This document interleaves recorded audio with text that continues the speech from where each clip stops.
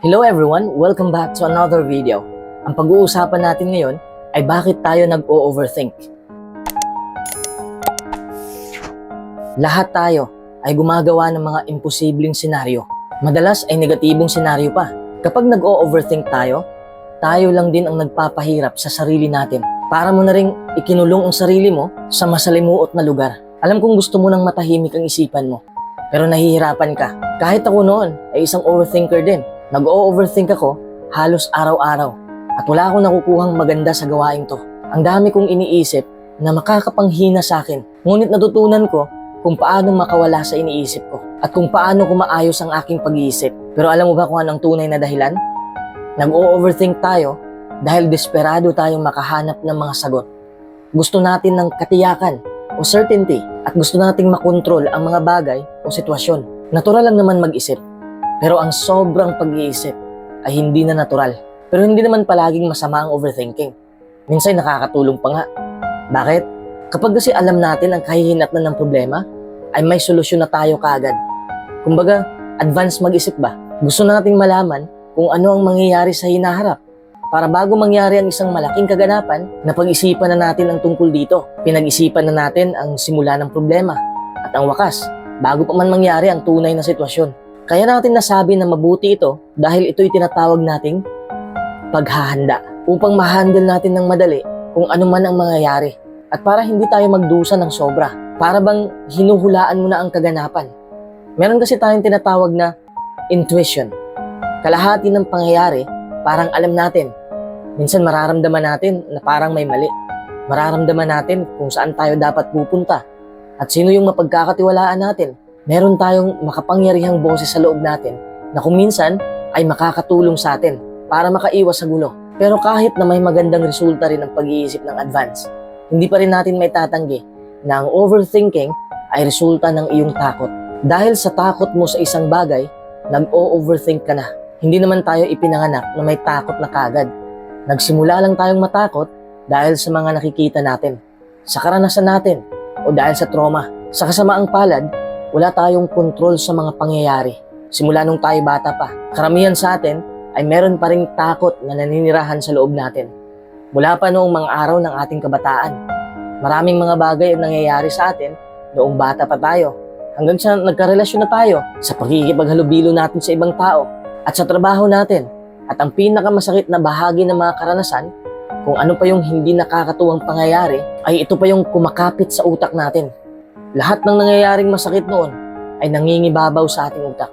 Ito ang dahilan kung bakit nag-o-overthink tayo. Dahil takot na tayong maulit pa ito. Binubuo natin ang mga mapanirang pattern ng negatibong pag-iisip na halos hindi na natin maiiwasan sa sandaling magsimula na itong sumulpot sa isipan natin. Patuloy tayong nag-iisip tungkol sa isang bagay na sa palagay natin ay parang wala lang. Hindi na natin namalayan na unti-unti nang sumabog ang toxic thoughts at kumalat sa ating isipan. At ayun na, nakalikha na tayo ng impyerno sa sarili nating isipan. The more na mag-iisip tayo ng sobra, the more na matatakot tayo at the more na magkakagulo ang ating isipan. At ang resulta, mas lalong magulo ang ating pamumuhay. Hindi ito nakakatuwa, lalo na sa mga taong nagdurusa ng anxiety at depression. Dito na rin papasok ang suicidal thoughts. Gusto ko lang na malaman mo, imposibleng burahin ang takot 100%. Hindi mo maaaring bitiwan lang ang takot. Ang meditation ay makakatulong lang sa'yo na patahimikin ang iyong kaisipan at makakatulong rin na makabuo ng mga pattern ng mas malinaw na pag-iisip. Ngunit, hindi mo kailanman mabubura ang takot. Bakit? Dahil ang takot ay bahagi na ng ating buhay at kinakailangan natin ang takot para sa ating kaligtasan at para makaiwas sa panganib. Halimbawa, may kaharap tayong leon. Napakabihira lang o marahil ay hindi natin hahayaan na magpakain na lang. Di ba? Isang tingin lang sa leon, tatakbo na tayo kaagad. Di ba? Dahil sa takot natin. Ibig sabihin na ang takot natin ay may positibong side din. Iba ang stress at takot emotional. Ang takot na umaatake sa ating damdamin ay mas mahirap kalabanin kaysa sa takot na tumutulong sa atin upang tayo makaligtas. Kaya ang ginagawa lang natin ay ang mag-overthink. Hinayaan na lang natin na mag-overthink dahil may kinakatakutan tayo hanggang sa mawala na tayo sa normal nating pagkatao at halos mababaliw na tayo kakaisip sa kung ano-anong bagay. Paano ba natin ito maihinto? Mag-focus ka sa nararamdaman mo. Sanayin mo ang iyong sarili at sanayin mo ang iyong isipan upang maging aware ka sa iyong sarili. Sa tuwing mag-o-overthink ako, ginagawa ko lang ang dalawang bagay. Mag-concentrate at manahimik. O lalabas ako at maglakad. Kapag pinakalma mo ang iyong sarili, ibig sabihin na pinaghandaan mo ang toxic na dulot ng overthinking. Gawin mo ang lahat upang madistract mo ang pattern ng mga iniisip mo.